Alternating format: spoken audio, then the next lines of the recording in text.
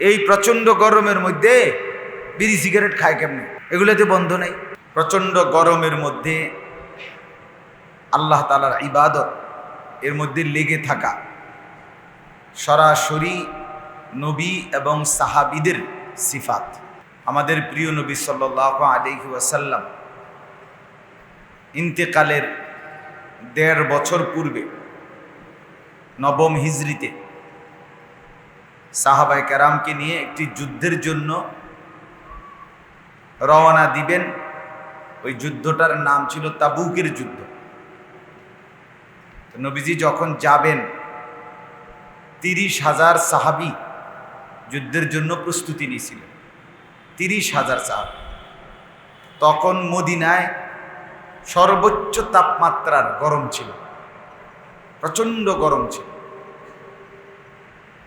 তো মদিনার যারা মুনাফিক, মুখে যারা মুসলমান পরিচয় দিত, অন্তরে যাদের ঈমান ছিল না, এই মুনাফিক বেঈমান তারা খুব ঠাট্টা বিদ্রুপ করছিল নবীজিকে এবং সাহাবীদেরকে, আর বলছিল লা তানফিরু ফিল হার।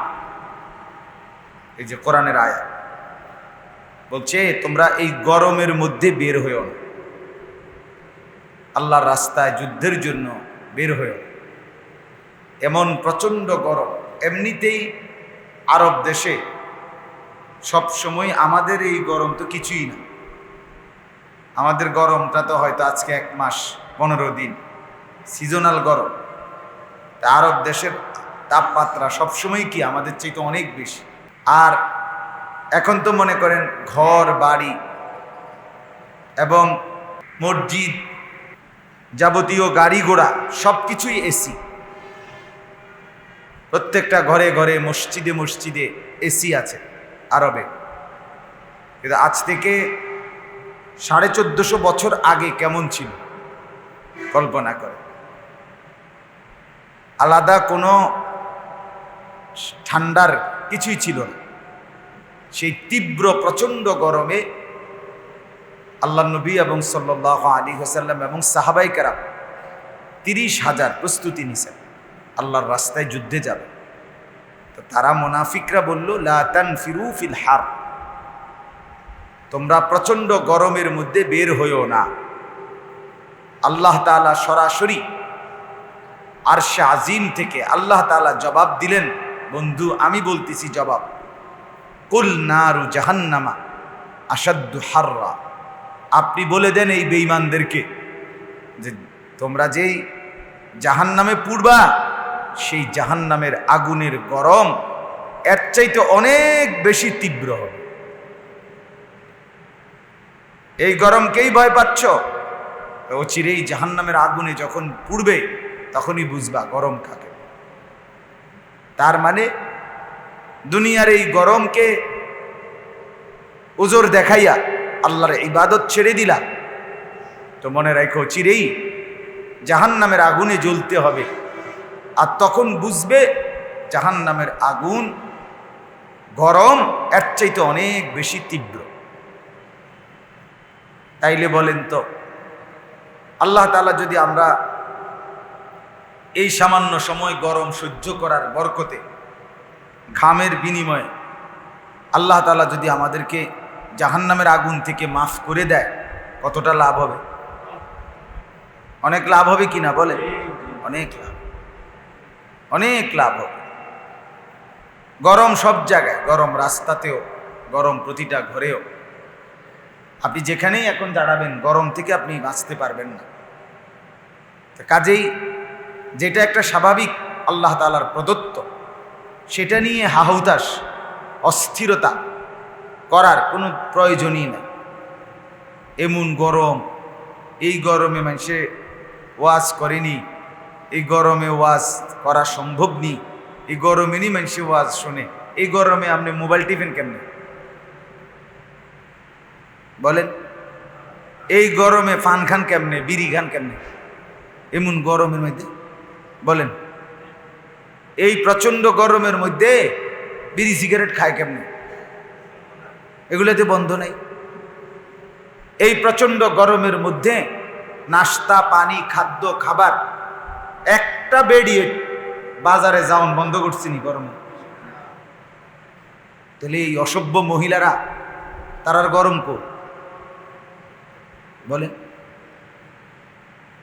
কোন দোকানটা বন্ধ করে দিছে গরমের কারণে? তাহলে দুনিয়ার কল কারখানা মিল ফ্যাক্টরি বাজার ব্যবসা খাদ্য খাবার আহার নিদ্রা আড্ডা ফুর্তি হাসি আনন্দ বিনোদন তামাশা সবই তো চলছে, সবই তো চলছে। আল্লাহর ইবাদত বন্ধ হবে কেন? প্রচন্ড গরমের কারণে ইবাদত বন্ধ করে দেওয়া, ইবাদত থেকে পিছুটান করা, এটা মুনাফিকের চিহ্ন। কিসের চিহ্ন বলেন? মুনাফিকের চিহ্ন।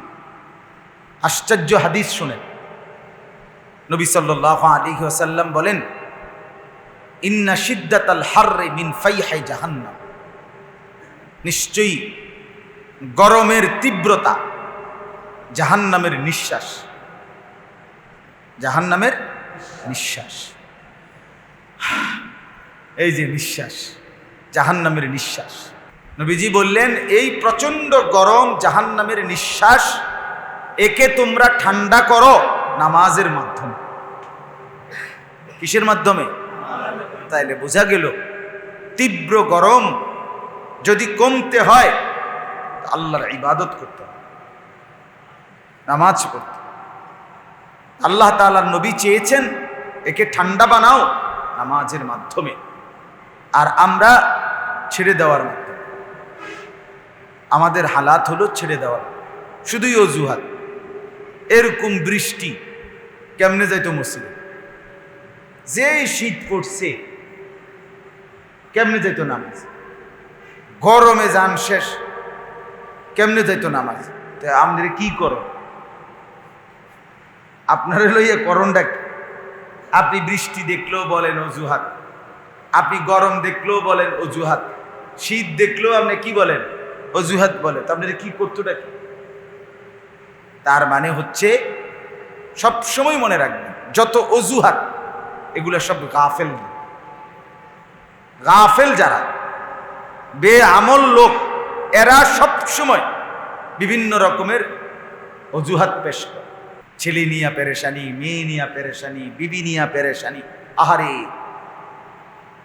মাঝে মাঝে এমন এমন কথা বলে ছেলে মেয়ে স্ত্রীর অসভ্যতার শরীর কাঁপ দিয়া ওঠে, শিহরে ওঠে যে হায় মুসলমান এত জঘন্য গুনাহ, এত নিকৃষ্ট গুনাহ মুসলমান কেমনে করতে পারে?